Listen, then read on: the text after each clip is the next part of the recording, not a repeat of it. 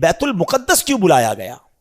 یہ بڑی کمال کا کوسچن ہے کہ اگر رب نے اپنی بارگاہ میں بلانا تھا تو یہ بیت المقدس کا ٹریول کیوں کروایا گیا؟ ایک ایسی جماعت قائم کی گئی کائنات میں، اس سے زیادہ مبارک جماعت کوئی نہیں ہوئی، اور وہ جماعت ہوئی، وہ نماز ہوئی بیت المقدس میں کہ جب سارے انبیاء صف بنا کر کھڑے ہیں، اور اب حبیب پاک جب وہاں جاتے ہیں تو جبریل امین نبی پاک کا ہاتھ پکڑ کر مصلی پہ کھڑا کر دیتے ہیں صف بصف کھڑے ہیں انبیاء، صف بصف کھڑے ہیں انبیاء، مصطفیٰ امام ہو گئے، ان کے جو غلام ہو گئے وقت کے امام ہو گئے، نام لیوا ان کے جو ہوئے ان کے اونچے نام ہو گئے۔ اور بریلی کے تاجدار سے پوچھو کہ یہ نماز کیوں ہوئی تھی، what is the reason to make that beautiful جماعت، جو سیکرڈ جماعت، دنیا کی سب سے مقدس جماعت، یہ کیوں ہوئی تھی؟ اس کی وجہ امام عشق و محبت عشق والی زبان میں فرماتے ہیں کہ نماز اقصا میں تھا یہی سر،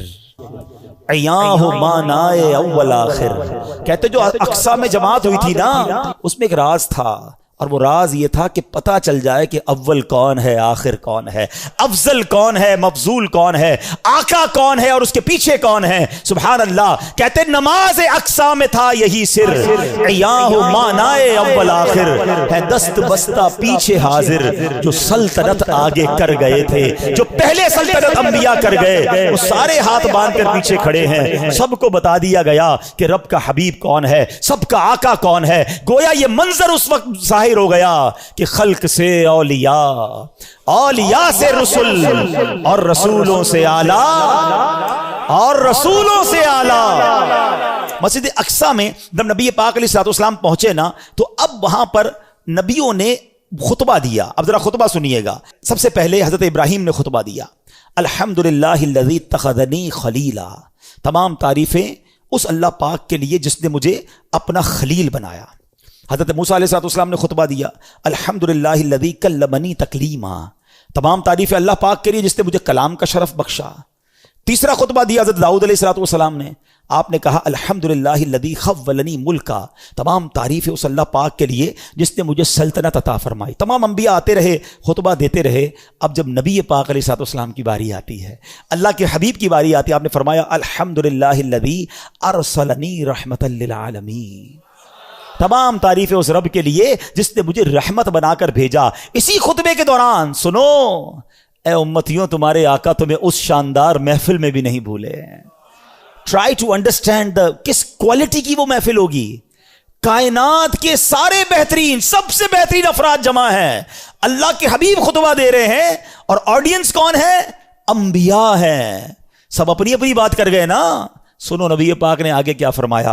اللہ کے نبی کہتے تمام تعریفیں اس اللہ پاک کے لیے جس نے میری امت کو بہترین امت بنایا، جو لوگوں کے لیے نکالی گئیں۔ تمام تعریفیں اس اللہ پاک کے لیے ہیں جس نے میری امت کو سب سے افضل بنایا۔ تمام تعریفیں اس اللہ پاک کے لیے ہیں جس نے میری امت کو اول بھی بنایا۔ اول کیوں؟ کہ ساری امتوں میں سب سے پہلے جنت میں نبی پاک کی امت جائے گی، اور میری امت کو آخر بھی بنایا کہ یہ امت دنیا میں آنے کے اعتبار سے سب سے آخری امت ہے۔ اللہ اللہ، ایسی محفل تھی، اور آقا ذکر کس کا کر رہے ہیں؟ پہلے سوچو، ذکر کرنے والا کون ہے، سننے والا کون ہے، اور ذکر کس کا ہو رہا ہے؟ پھر ہم کیوں نہ کہیں کہ میری خوش قسمتی، میں تیرا امتی، تو کجا من کجا۔ کیسا روحانی تعلق ہے، ہم میں سے تو کوئی اس وقت پیدا بھی نہیں ہوا تھا، کروڑوں اربوں امتی نے بعد میں آنا تھا۔